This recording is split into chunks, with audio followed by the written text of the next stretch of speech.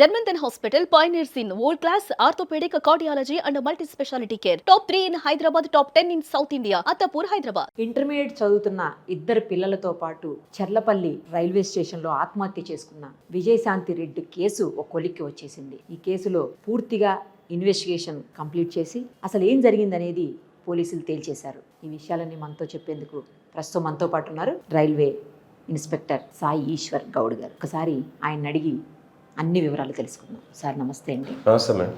Sir అసలు చాలా sensation రేపినటువంటి case ఈ విజయశాంతి రెడ్డి గారిది. మొదటి నుంచి కూడా అసలు ఏం జరిగింది, ఎందుకు ఆవిడ ఆత్మహత్య చేసుకున్నారనేది అర్థం కానటువంటి పరిస్థితి ఉంది. చాలా డేస్ మీరు రకరకాలైనటువంటి ఎవిడెన్స్లన్నీ సేకరించి చాలా మందిని ఎంక్వైరీ చేసిన తర్వాత ఆ ఇన్వెస్టిగేషన్లో మీకు ఏంటి తెలిసింది సార్ ఫైనల్గా ఆమె ఒంటరితనం వల్ల, అదేవిధంగా ఉద్యోగంలో కొంత ప్రెజర్స్ వల్ల డిప్రెషన్లోనే సూసైడ్ చేసినట్టుగా అగుపిస్తుంది. ప్లస్ వాళ్ళ మదర్ తర్వాత బ్రదర్ కూడా మళ్ళీ ఒకసారి ఎంక్వైరీ చేస్తే అప్పుడప్పుడు నేను ఒంటరిగా ఉన్నా అనే భావన ఆమె వాళ్ళతో వ్యక్తపరచడం జరిగింది, మాట్లాడడం జరిగిందని చెప్పి తెలిసింది. మళ్ళీ ఒకసారి రీఎంక్వైరీ చేయగా, ప్లస్ ఈమె పనిచేసిన దగ్గర ఎవరైతే ఎంప్లాయీస్ ఉన్నారో వాళ్ళ ఫోన్స్ కూడా కొంతమంది చూసాము, డేటా కూడా కొంత రిట్రీవ్ చేసాము.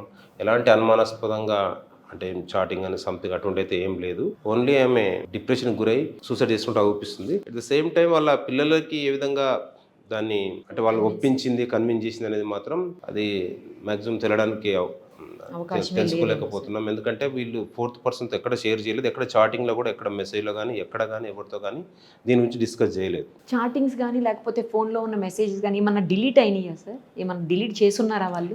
ఏం డిలీట్ ఏం చేయలేదు. అంటే అది ఫోన్ అయితే ఓపెన్ కాలేదు. ఎట్ ద సేమ్ టైం అంటే ఎవరైతే మనం ఎంప్లాయీస్ కానీ వీళ్ళ మదర్ది కానీ వాళ్ళ బ్రదర్ది కానీ ఫోన్ తీసుకొని చూస్తే వాళ్ళతో పెద్ద చాటింగ్స్ కూడా ఏం లేవు. అంటే ఒకవేళ ఈమె చాట్ చేసిన అవతల వాళ్ళ ఫోన్లో రిఫ్లెక్ట్ అవుతుంది కదా, వాళ్ళ ఫోన్ వాళ్ళు రిటర్న్ చేసినా కూడా తెలిసిపోతుంది కదా. అలా ఏం లేవు. అసలు ఎవరితో అట్లా చాటింగ్ ఏం లేదు. ఏదో అనుమానాస్పద వ్యక్తి అని అదని ఇదని ఎవరి వల్ల చనిపోయారు, ఆమెను ఎవరో బెదిరించారు, ఇట్లాంటివన్నీ చాలా బయటకు వచ్చాయి. అవన్నీ రూమర్స్ అండి, ముందు నుంచి కూడా అదే అంటున్నారు. వాళ్ళ పెంపుడు కుక్క చనిపోవడం వల్ల దానికి డిప్రెషన్ గురై సూసైడ్ చేస్తున్నారు, అదొకటి అన్నారు, అది రూమరే. ప్లస్ ఎవరో ఫాలో అవుతున్నారు సంథింగ్ అన్నారు, అది కూడా ఏం లేదు. వీళ్ళు ముగ్గురు మాత్రమే వెళ్తున్నారు రైల్వే స్టేషన్ కాబట్టి వీళ్ళు వెనక ముందు ఎవరో వెళ్ళే అవకాశం ఉంటుంది కదా, పెద్ద రైల్వే స్టేషన్. ఫాలో అవుతున్నట్టు వీళ్ళని వెంబడించినట్టు అలా ఏం లేవండి. ఓకే, ఈమెను ఎవరో బెదిరించారని, ఇంటికి వెళ్ళి మరి ఏదో చేశారు, ఆమెను హెచ్చరించారని, అవన్నీ ఇవన్నీ అవి కూడా వచ్చాయి సార్. అట్లాంటిది ఏమన్నా మీకు ఇంటి దగ్గర చుట్టుపక్కల ఎంక్వైరీ చేసినప్పుడు? చుట్టుపక్కల కూడా ఎంక్వైరీ చేసినప్పుడు అలా ఏం లేదు, అన్ని రూమర్స్. అవన్నీ ఫైనాన్షియల్గా ఏమన్నా లాస్ అయి ఉన్నారా సార్? ఏమైనా లాస్ అయ్యారు ఫైనాన్షియల్గా? అది తట్టుకోలేకనే ఈ ఆర్థిక పరిస్థితులు ఇబ్బందుల వల్ల ఇలా చేశారని అంటున్నారు. అలాంటిది ఏమన్నా ఉందా ఫ్యామిలీలో? నేను వాళ్ళతో మాట్లాడినప్పుడు అయితే నాకేం కనిపించలేదు. మరి మీ ఎంక్వైరీలు ఏమన్నా? లేదండి, ఫైనాన్షియల్గా ఎలాంటి ఇష్యూస్ ఏం లేవు. బ్రదర్ కానీ మదర్ కానీ వాళ్ళ హస్బెండ్ కానీ ఒకరి మీద ఒకరు డిపెండ్ అయ్యేది అనేది ఎవరిది వాళ్ళంటే వీళ్ళ వైఫ్ అండ్ హస్బెండ్ వీళ్ళిద్దరు ఎంప్లాయీసే కాబట్టి వీళ్ళకి ఆ ఇష్యూస్ లేదు. వీళ్ళకి సొంత ఇల్లు అక్కడ ఉన్నది కూడా, వీళ్ళకి కొన్ని ల్యాండ్స్ కూడా ఉన్నాయి. ఫైనాన్షియల్గా అయితే అంటే ఫైనాన్షియల్గా చనిపోయేంత ఇష్యూస్ అయితే ఏం లేవు. కొంతమంది అప్పట్లో వాళ్ళ బ్రదర్ వల్ల కూడా చనిపోయారు, అది కూడా మాట్లాడారు సార్. వాళ్ళకి ఇద్దరికి ఏదో గొడవలు ఉన్నాయి, అందుకే ఆవిడ ఇలాంటి డెసిషన్ తీసుకున్నారు, అలా కూడా మాట్లాడారు. మీకేమన్నా ఎంక్వైరీలు అలా అనిపించిందా సార్? నేను కూడా ఇంటర్వ్యూ చేశాను, బట్ వాళ్ళ బ్రదర్ వాళ్ళ వైఫ్ అయితే ఈమె నేమ్ కూడా టాటూ వేసుకుని ఉన్నారు సార్. చాలా మంచిగానే ఉన్నారు. మరి ఎందుకు ఇలా వచ్చిందో అర్థం కాలేదు. వాళ్ళ బ్రదర్తో కూడా ఎలాంటి ఇష్యూస్ ఏం లేవు, అది కూడా అన్నారు ఏదో ఆస్తి తగాదా అలాంటిది ఏం లేదు, ఎవరిది వాళ్ళదే ఉంది. బాగా అఫెక్షన్ గానే ఉన్నారు ఇద్దరు, అన్న చెల్లి అందరూ బాగానే ఉన్నారు, గొడవలు ఏం లేవు. ఉన్న తల్లి కానీ ఎవరైనా చెప్పాలి కదా, ఎవ్వరు చెప్పలేదు. వాళ్ళ హస్బెండ్ కూడా చెప్పారు ఏం లేవు ఇష్యూస్, మా మధ్య గొడవలే లేవు అని చెప్పారు. ప్లస్ వాళ్ళ బామ్మడికి అట్లా కూడా ఏం ఇష్యూస్ ఏం లేవు, గొడవలు ఏం లేవు. వాళ్ళ హస్బెండ్ కూడా చెప్పాడు, మా బామ్మడికి మాకు ఆస్తి తగాదాలు కానీ ఇంకా వేరే ఏమైనా గొడవలు కానీ అటువంటి ఏమీ లేవు, మేమందరం సంతోషంగానే ఉన్నామని చెప్పారు. ఇక ఫైనల్లీ కేవలం దీనివల్లే అనుకోవచ్చా సార్? అంటే డిప్రెషన్ లోన్లీనెస్ వల్లే అనుకోవచ్చా? 100% దాదాపు లోన్లీనెస్ వల్ల డిప్రెషన్ గురై సూసైడ్ చేసిన అనిపిస్తుంది. అట్ ద సేమ్ టైం పిల్లల్ని అఫెక్షన్ బాగుండడం వల్ల ఆమె సూసైడ్ నోట్ కూడా క్లియర్గా రాసింది. నేను లేకుండా పిల్లలు అంటే సర్వైవ్ అవ్వడం కష్టం, నా అంత మంచిగా వాళ్ళు చూసుకోలేకపోవచ్చు వేరే వాళ్ళు అన్న ఉద్దేశంతో పిల్లల్ని కన్విన్స్ చేసినట్టుగా తెలుస్తుంది. సరే, ఇప్పుడు పిల్లలిద్దరూ హాస్టల్లో ఉన్నారు, ఈ ఒక్కరే ఇంట్లో ఉంటున్నారు వాళ్ళ మదర్ తోటి. మరి పిల్లల్ని లోన్లీనెస్ ఉన్నప్పుడు పిల్లల్ని ఎందుకు తెచ్చుకోలేకపోయారు ఆవిడ? ఏ రీజన్స్తో తెచ్చుకోలేకపోయారు? మీరు ఆ దిశగా ఎంక్వైరీ చేసాము, కాకపోతే మంచి ఎడ్యుకేషన్ గురించి హాస్టల్ వేయాల్సి వచ్చిందని అన్నారు. ఇంటి దగ్గర ఉంటే ఎక్కువ ఫోన్లు సంథింగ్ సోషల్ మీడియాకి అలవాటు పడుతుందని చెప్పి హాస్టల్ వేయడం జరిగిందని చెప్పారు. సో ఆ సైడ్ నుంచి కూడా ఏం లేదు. కానీ ఎలా అంత పెద్ద పిల్లల్ని ఎలా ఒప్పించారనేది ఇంత మిస్టీరియస్ కేసు మీరు ఎప్పుడు చూసుండరేమో సార్ అసలు. అంటే అంత చిన్న చిన్న పిల్లల్ని తీసుకెళ్తే సూసైడ్ చేసుకుంటారు. ఒక 4-5 ఇయర్స్ పిల్లలు అంటే ఆ పిల్లలకి పెద్ద తెలియదు సూసైడ్ చేసుకునే తల్లితో పాటు సూసైడ్ చేసుకుంటారు. ఇదైతే ఇటువంటిది కొంచెం సెన్సేషనల్ కేసు కాబట్టి ఇటువంటిది సర్వీస్లో కూడా చూడలేదు. సర్వీస్లోనే చూడలేదు. పోనీ రైల్వే చరిత్రలో ఎప్పుడైనా ఇలా జరిగిందా సార్? ఇంత అసలు అర్థం కాకుండా ఇన్ని రోజుల పాటు మీరు రైల్వే చరిత్రలో కూడా మ్యాక్స్ జరగనట్టే ఉంది. ఎందుకంటే ఇంత మెచ్యూర్డ్ ఏజ్ గల వాళ్ళు యాక్చువల్గా ట్రైన్ ఒక సైరన్ కొడుతున్నట్టే ఆ హార్న్ కొడుతుంటే భయం అనిపిస్తుంది. చాలా పెద్ద హార్న్, ఆ సౌండ్కి దూరం వెళ్ళాలనిపిస్తుంటుంది. వాళ్ళు డేర్ చేసే పిల్లలు కూడా ఒప్పుకోవడం అనేది కొంచెం మిరాకిలే. అసలు ఎప్పుడు ఇలాంటిది అంటే ఇన్ని డేస్ ఎంక్వైరీ చేయటం, ఇన్ని డేస్ ఇన్వెస్టిగేషన్ చేయటం ఎప్పుడైనా జరిగిందా సార్ మీకు?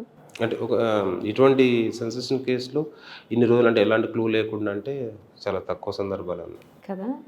ఇప్పుడు ఇంకా ఫైనల్గా వేసేసినట్టేనా సార్ మీరు? లేదు, కాకపోతే ఒక కన్క్లూజన్ అయితే వచ్చాము. మన ల్యాప్టాప్ ఫోన్ అయితే ఇంకా అది మనకు ఎఫ్ఎస్ నుంచి రాలేదు. ఇంకా రాలేదు. కాకపోతే మనం ఎవరైతే వేరే వాళ్ళతో మేము చార్జింగ్ చేసిన అనుకుంటున్నామో వాళ్ళ డాటా రిట్రీవ్ చేసినాం. దాంట్లో ఏం లేదు. ఒకవేళ ఏమి చార్జ్ చేసినా కూడా వాళ్ళ రిఫ్లెక్ట్ అవుతుంది కదా. దాంట్లో ఏం లేదు, అంత సస్పిషియస్ అయితే ఏం లేదు.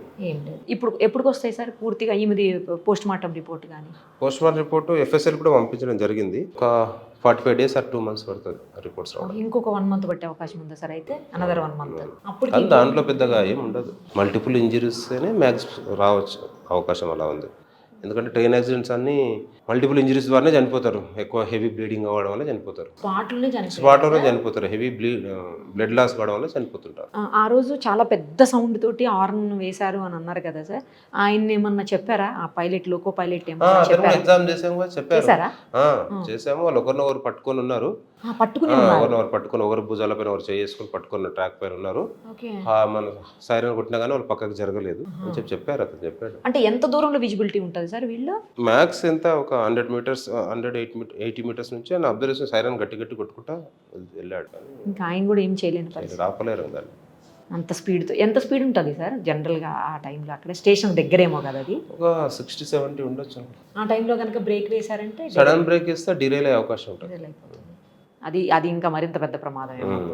Heavy loss. దాంట్లో ఉంటారా సార్ ఎవరైనా? అది గూడ్స్ యాక్చువల్గా.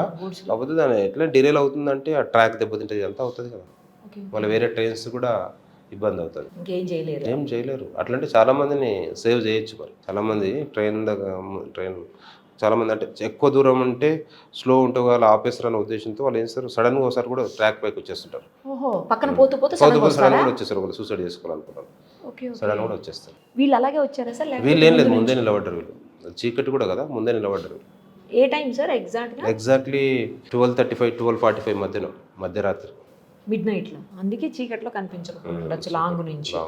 లోకో పైలట్ అయితే ఇదే చెప్పారా సార్? ఇదే చెప్పారు. ముందు నుంచి కూడా అదే చెప్పారు. అతన్ని ఇవ్వడం వల్లనే మనకు ఇమీడియట్గా వెళ్ళాం. కొంతమంది లోకో పైలట్స్ ఇన్ఫర్మేషన్ ఇవ్వరు. అంటే కోర్టుకు వెళ్ళాల్సి వస్తుందో సంథింగ్ అన్నట్లు ఎదుర్కొని ఇవ్వరు. నెక్స్ట్ ఏదైతే ట్రైన్ అయితే వాళ్ళు చూసి అబ్జర్వ్ చేసి చెప్తుంటారు. కొన్నిసార్లు లోకో పైలట్స్ మ్యాక్స్ ఇస్తారు, కొంతమంది ఇవ్వరు. ఇందులో అయితే మీరు లోకో పైలట్ తో కూడా మాట్లాడారు. ఆయన కూడా ఫైనల్ గా క్లియర్ కట్ సూసైడే. కాబట్టి ఆ పిల్లలు ఏ విధంగా ఒప్పించనేది మాత్రం మిస్టరీ లాగా ఉంటుంది. అది అసలు ఎప్పటికీ వీడది మిస్టరీ ఏమో సార్. అది మ్యాక్స్ మీరైనా సరే, మీరైనా మేమైనా ఏమనుకుంటున్నాం, పిల్లలు ఆ ఏజ్ లో ఒప్పుకోరు కదా అన్నట్టు. అదే పాయింట్ ఇక్కడ ఒప్పుకున్నారంటే అటాచ్మెంట్ వాళ్ళకి బాగున్నట్టు, తల్లి ఏది చెప్తే అది వాళ్ళు విని ఉన్నారు. Right sir, thank you so much.